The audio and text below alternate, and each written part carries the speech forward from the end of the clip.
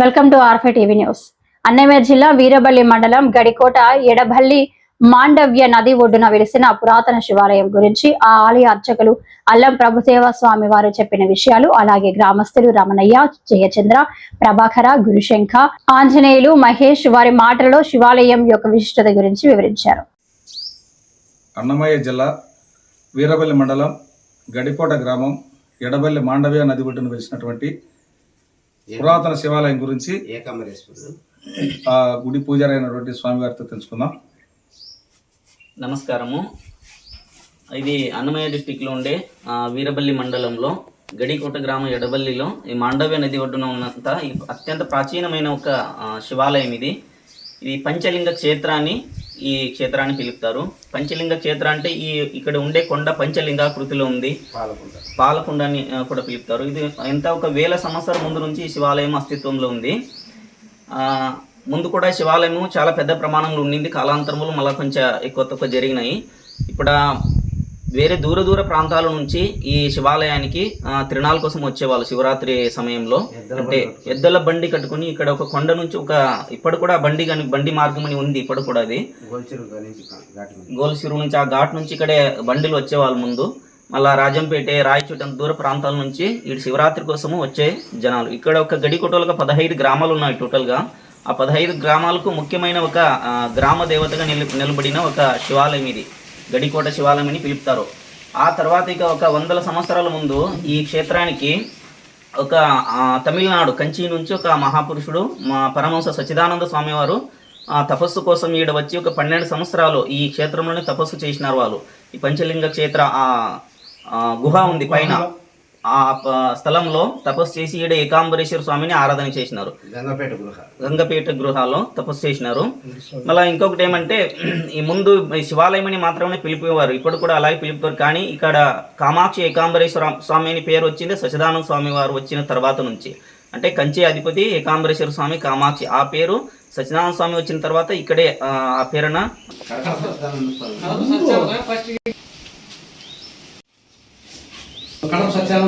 అధిపతి ఏకాంబరేశ్వర స్వామి మరియు కామాక్షి అమ్మవారు, ఇదే కంచి అధిపతి ఆ పేరుతోనే ఇక్కడ ప్రతిష్టాపనబడినది. మళ్ళా ఆ మాదిరిగానే పూజ ప్రతినిత్యం కూడా పూజ కార్తీక మాసం జరుగుతుంది. ప్రతినిత్య జనాలు 4 గంటలకి 4:30కి అయితే మాండవ్య నదిలో స్నానం చేసుకుని ప్రతిరోజు జనాలు వస్తున్నారు.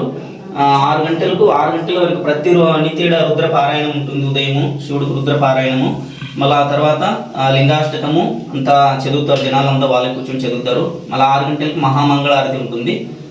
మళ్ళీ శుక్రవారము, మంగళవారం విశేష అమ్మవారికి పూజ ఉంటుంది. పరమహంస సచ్చిదానంద స్వామి గారు కూడా ఇక్కడే శివుడును ఆరాధన చేసినారు. ఎన్నో సంవత్సరాలు ఆరాధన చేసి వాళ్ళు ఈ క్షేత్రంలో ఉండి ఒక పుస్తకాన్ని కూడా రాసినారు.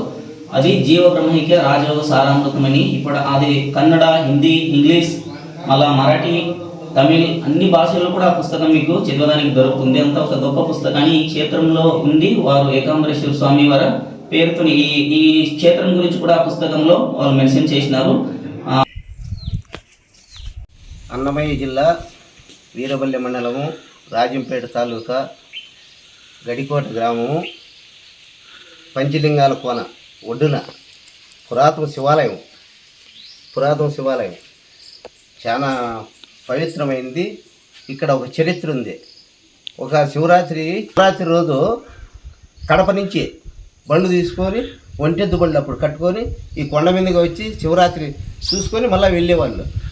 ఇక్కడ ఏదన్నా మనకు కోరికలు ఏదన్నా అనుకున్నా కూడా ఖచ్చితంగా నెరవేరుతాయి. చాలా పవిత్రమైంది. ఇక్కడ బ్రహ్మాండమైన క్షేత్రము ఇది. ఏమంటే దీన్ని శిథిలాస్థలంలో ఉంది. దీన్ని పునరుద్ధరించాలని మరీ కోరుకుంటున్నాము. నేను ఏదైనా ఇక్కడ వచ్చి ఎవరన్నా కానీ భక్తులు వచ్చి ఇక్కడ చేసుకుంటే ఏదైనా కానీ ఖచ్చితంగా నెరవేరుతాయి. అది ఖచ్చితంగా ఇబ్బందే లేదు. సచ్చిదానంద స్వామి గడికోటకు వచ్చి మడంపల్లి నుంచి రోడ్డు గడికోటకు వేపించి ఇక్కడ వచ్చి తపస్సు చేసి మళ్ళీ ఇక్కడ మన పంచలింగాల కోనలో తపస్సు చేసి అక్కడ మళ్ళీ ఆ గంగపేటలో మన స్వామి చేసినాడు కాబట్టి మళ్ళీ గురుస్వామి వచ్చి అక్కడే సమాధి అయ్యి మనకు బ్రహ్మాండంగా ఇది పేరు వచ్చేసింది మన గడికోటకు. ఖచ్చితంగా మనం గడికోట అంటే పెద్ద సాధువులు చెప్తారు చాలా పవిత్రమైంది. మీరు ఈ గడికోటలో పుట్టారంటే చుట్టూ కొండ. ఇక్కడ మామూలు క్షేత్రం కాదు ఇది. మానవి నది ఒడ్డున ఆ నదిలో మునిగి ఇప్పుడు కార్తీక మాసాల్లో స్నానాలు చేసి భక్తులంతా వచ్చి దర్శించుకొని తెల్లవారుజామున వచ్చి పోతా అంటారు. చాలా పవిత్రమైంది. ఓం నమ శివాయ. ఇక్కడ హైదరాబాద్ నుంచి ఒక శంకరయ్య స్వామి అని వచ్చేవాడు. ఆయన ఇక్కడ పూజలు చేసుకుంటా ఉంటే తర్వాత మా స్వామి ఇది పగిడినాయుడు స్వామి అని ఇక్కడ ఈయన ఆయన శిశువుగా శంకరయ్య స్వామి శిశువుగా భావించుకొని ఇక్కడ చాలా పిల్లలకు అందరికి కూడా భగవద్గీత నేర్పించినాడు. రెండోది ఆసనాలు నేర్పించినాడు. అవన్నీ కూడా మా కళ్ళతో మేము చూసినాము, మేము కూడా నేర్చినాము. అయ్యి ఆయన సత్యనారాయణ స్వామి గ్రంథం బాగా చదివినాడు. ఆ గ్రంథం చూసి ఇక్కడికి వచ్చినాడు. సత్యనారాయణ స్వామి ఇక్కడనే ఉన్నాడంట కొన్ని రోజులు. అది కూడా చెప్తా అంటే విన్నాం. గ్రామం ఎడబల్లిలో ఉండే పంచలింగాల కోనగట్టున వెలిసిన కామాక్షిదేవి ఏకాంబరేశ్వరీశ్వర గుడి. ఇక్కడ చాలా ప్రసిద్ధమైన, చాలా పవిత్రమైనది, చాలా విశ్లేషమైన గుడి. ఇక్కడ ప్రతి శివరాత్రికి ఎక్కడెక్కడి నుంచో భక్తులు వచ్చి కోరికలు కోరుకొని తీరుతూ ఉన్నాయి. బాగా జరుగుతూ ఉంది. ప్రతి ఒక్కరూ వచ్చి కోరుకుంటూ ఉన్నారు. ఈ గుడి కొంత శిథిలావస్థకు ఉంది. కొంతమంది దీన్ని గవర్నమెంట్ కానీ దీన్ని కనుక్కొని వచ్చి ఈ గుడిని డెవలప్ చేయాల్సిందిగా కోరుతున్నాము.